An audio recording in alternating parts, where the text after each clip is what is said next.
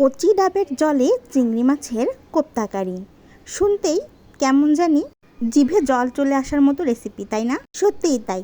এটা শুনতে যতটা লোভনীয়, খেতে কিন্তু ততটাই মজার। পোলাও কিংবা সাদা ভাতের সঙ্গে এই চিংড়ি মাছের কোপ্তাকারি পুরাই জমে যাবে। যেহেতু কচি ডাব দিয়ে রান্না করব, তো প্রথমেই ডাবটিকে এই যে আমি কেটে নিয়েছি। আর এই ডাবের ভেতরে কিন্তু অল্প পরিমাণ শ্বাসও হয়েছিল। ডাবটি কেটে এই যে পানিটা বের করে নিলাম। আর নিয়েছি চিংড়ি মাছ। আমি এখানে একেবারে খুশি চিংড়ি, যেটাকে বলে আমাদের আঞ্চলিক ভাষায়, সেই চিংড়ি, একদম ছোট ছোট চিংড়ি মাছ, সেগুলোই নিয়েছিলাম। মাছগুলো বেটে নেব, তার আগে খুব ভালো করে ধুয়ে পানি ঝরিয়ে নিচ্ছি। চলে আসলাম শিলপাটায়, মশলাটি করে নেব। তো যেহেতু আমি ডাবের রেসিপি করছি, তাই রেসিপিটি সাদা রাখার জন্য আমি এখানে কাঁচামরিচ ব্যবহার করছি। কাঁচামরিচগুলোকে কিন্তু একটু কাঁচা পাকা ঝাল নিয়েছি আমি এখানে। আরও নিয়েছি এলাচ, দারচিনি, জিরা, ধনিয়া, আদা এবং রসুন। মশলা বাটা হয়ে গেলে ওই পাটায় চিংড়ি মাছগুলোকে বেটে নিয়েছি। এতে দেখুন একদম মিহি করে বেটে নিয়েছি। এবার বড়া তৈরির জন্য এর ভিতরে আমি কিছু পরিমাণ বাটা মশলা, লাল মরিচের গুঁড়া, লবণ আর সামান্য পরিমাণ চালের গুঁড়া নিয়ে এগুলোকে মাখিয়ে নিচ্ছি। খুব ভালো করে চটকে চটকে হাতের সাহায্যে মাখিয়ে নিলাম। এটিকে এবার সাইডে রেখে দেবো কিছুক্ষণ। আর এই তো ডাবের যে শ্বাসটা আমি পেয়েছিলাম, সেটিও আমি একটু চামচের সাহায্যে উঠিয়ে পানির ভিতর দিয়ে দিয়েছি। এখন এটিকে একসঙ্গে ব্লেন্ড করে নেব। এবার কড়াইয়ে তেল গরম করে আমি চিংড়ি মাছের বড়াগুলো তৈরি করে নিচ্ছি। এক্ষেত্রে কিন্তু খুব বেশি তেলের প্রয়োজন নেই, মানে একেবারে ডুবো তেলে ভাজতে হবে না, অল্প পরিমাণ তেলে ভাজলেই হবে। অল্প পরিমাণ তেলে এক পিঠ ওপিঠ করে আমি বড়াগুলোকে ভেজে নিচ্ছি। বড়াগুলো কিন্তু খুব বেশি মচমচে করে ভাজার দরকার নেই। আমার ভাজা হয়ে গেছে, এখন তেল ঝরিয়ে তুলে নিচ্ছি।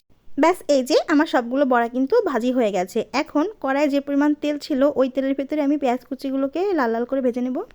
পেঁয়াজগুলো ভাজি হয়ে গেছে, এর ভেতরে বাটা মশলা দিয়ে দিচ্ছি। সামান্য পানি আর লবণ হলুদ দিয়ে মশলাটিকে খুব ভালো করে কষিয়ে নিতে হবে, একদম ভাজা ভাজা করে।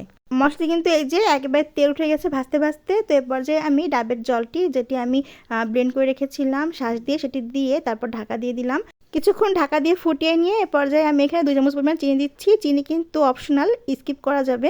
কিন্তু আমি যেহেতু ডাবের পানি দিয়ে এটা রান্না করছি, এটি তো এমনিতেই মিষ্টি, তাই সেক্ষেত্রে একটু চিনি ব্যবহার করছি। এটার টেস্টটা বেড়ে যাবে।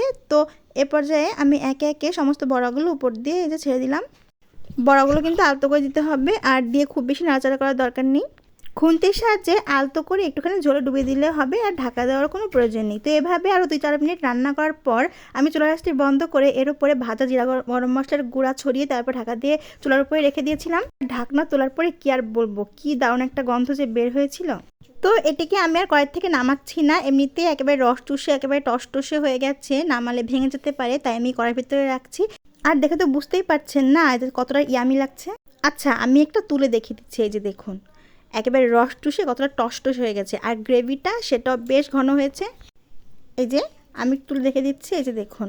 তো এইভাবে চিংড়ি মাছের কোপ্তাকারি তৈরি করে পোলাও কিংবা সাদা ভাত দিয়ে খেতে কিন্তু খুবই মজা লাগবে। তো আমার আজকের এই দারুণ মজার সহজ রেসিপিটি চাইলে আপনারা কিন্তু বাসায় একবার ট্রাই করে দেখতে পারেন।